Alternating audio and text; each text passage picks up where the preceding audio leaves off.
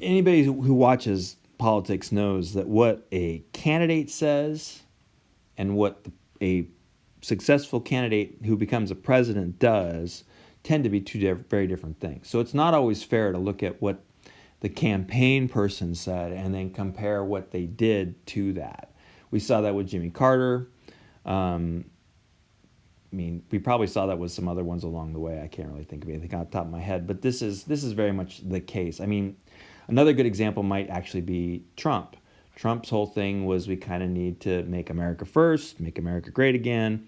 Pull back is a big thing that he was talking about, but honestly, there hasn't been a lot of pulling back. There's been pulling back in the press, but the number of troops out there still stays pretty high. There's been moving around rather than pulling back, and that's honestly we can get angry at candidates and presidents and things like that, but this is the way it tends to work: is that what you promise to win an election doesn't always line up with the needs you have when you're the president. But let's take a look at candidate Clinton and just see what he was running on. And I want to point out that candidate Clinton, he won not because of his foreign policy, he won because of his domestic policy. But honestly, the foreign policy of candidate Clinton really lined up with the United States at this point. You had a very successful foreign policy president, George H.W. Bush, who lost because A, he was not good at domestic stuff, and B, what he wanted to do in terms of foreign policy just wasn't the case anymore. So here's the major critiques he has of Bush foreign policy, which again I talked about the other day, that it was actually pretty successful. It's really a hard thing to sort of harp on. The big thing you're going to harp on with this is just, is it really relevant in 1992? It was super relevant in 1990, 1991, but is the Bush foreign policy relevant anymore? So here's a couple things that he really pointed out. Not necessarily, by the way, in that speech that you watched, just in general, but these things did come up in the speech a little bit. Number one was failure with Japan on trade and economics. Japan was our big rival in terms of economics at this point.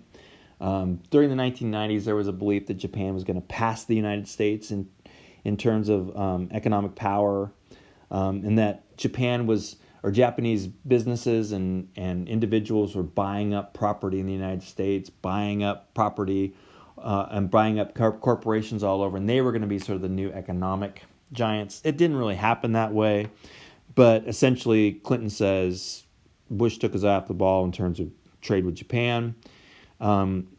He was too slow in responding to Russia events. Now let me be clear about this. If you're a defensive realist, he responded just right. If you're a liberal internationalist like Clinton was, you're definitely too slow, because the idea was to make sure it goes away. That was not necessarily what a defensive realist wants.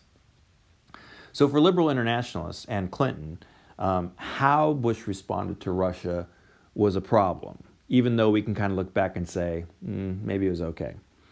Bush was too soft on China's human rights issues. Again, as a defensive realist, what he cared about was the power and the balance of power with China. The freedoms and all of that were secondary. For liberal internationalists, human rights issues in China were very, very important. Now, this is going to be one of those big areas right here where candidate Clinton and President Clinton do not line up. He was very much, we need to be harsh on China about their human rights practices, even stop trading with them until they clean up their human rights practices. President Clinton said the best way to get them to change their human rights practices is to engage with them. So we're going to keep trading with them. So it's complete reversal on that. But he's not the only president who said that about China. One more thing is that there was this lack of guiding vision. And when he says guiding vision, he means this liberal vision right here. And clearly that wasn't George H.W. Bush's thing. He was not a liberal. He was not a neocon. He was not a liberal internationalist. And so, yeah. And guiding vision just means, again, if George H.W. Bush comes out to the public and says, hey, let's balance power, everybody in America goes, what? That sounds so boring, and I don't really want, that doesn't really motivate me. If Bill Clinton comes out and says, we need to bring freedom around the world and protect human beings, now that's motivating. So this is part of that difficulty for the realist in campaigns. All right, so what's his plan? That's good critique. What's his plan? Clinton's plan, we can sort of wrap it up into just a couple ideas. Because again, I just want to focus on, in fact, I'm going to actually say there's one big idea for Clinton that we're really going to spend most of our time talking about on Wednesday. So, but one big idea for Clinton and everything else was domestic issues. A U.S.-led global alliance for democracy. Now, this is the language that he sort of used on this as a candidate. This language is going to kind of go away. But it's still, again, he's a liberal internationalist, so he's still going to be talking about multilateral. It's got to be a bunch of us for democracy. So liberal internationalism. It's very much right in that wheelhouse right there. Now, you see the U.S.-led thing here. That's, for him, that's more of the reality of what the post-Cold War world is like, rather than the U.S. is the only country that can do this. For his way of thinking about this, the U.S. has a responsibility to do this because it is the only really superpower in the world. So this is going to look a couple ways. Number one of the big issues in the world is going to be the Eastern Europe, as it is kind of moving towards democratization and capitalism. It's super poor after all the Cold War. And so promoting free markets in Eastern Europe is going to be not only good for Western Europe and security and prosperity and all that kind of stuff, but also good for the United States as we trade with them. The UN should take on a more significant role now in the post-Cold War world. The UN is really stymied in the Cold War because if the US wanted something, the Soviets would often veto it. And the Soviets wanted something, the US would often veto it. So anything that was important to the US or the Soviet Union, the UN was just sort of out of it. It dealt with sort of little things, I guess you could say. Little things is not the right word, but not the great power stuff. But now Russia is becoming a democracy. China's not really a democracy, but it's not really that powerful yet. I mean, the UN can take on a different role. The old role is the UN exists to perpetuate global stability. That's what the UN exists to do. As long as things are stable, the UN's doing its job. The new role should be, it should exist to promote democracy and human rights. That should be its role. This is, again, if you're not seeing liberal internationalism here, I don't know what you're seeing. That is liberal internationalism 100%. No contradiction here. A free democratic world is a stable one. So it's not like we're not doing this anymore. It's that this will produce that. So the more we work on a free democratic world and the more the UN promotes this, the more we'll have a stable world. So what are the agents of instability? Then what are the enemies of this? What are we looking out for? The agents of instability then are those who act against freedom and democracy. Pretty simple. And again, I used this term before. I'm going to use it again because it comes up. Rogue states. That's going to be one of the things. But not just rogue states. Think about some of those other things you read in Kaplan and some of those, like, for example, Islamic fundamentalism. It's not a state that's a rogue. It's an idea that's a rogue state. It's not freedom, it's not democracy. And so anybody, whether it's an individual, a group, or a state that's acting against freedom and democracy, those are the agents of instability. That's what all of the world via the UN should fight against. And the US will be there leading, but mostly helping. The second thing that's Clinton's plan, and it's not a foreign policy thing, to refocus on long neglected domestic issues. So we can pull back on the amount of money we're spending on defense and the military, so we can spend it on schools, and we can spend it on health, and we can spend it on better wages, and we can spend it on education, all that kind of stuff. So infrastructure. What the stuff at home that we've been building nuclear bombs and we haven't been taking care of stuff at home. Let's refocus on domestic issues. And again, this is right in most people in the U.S., the citizens of the U.S. are loving this. There's a couple things here. Number one, they like this idea.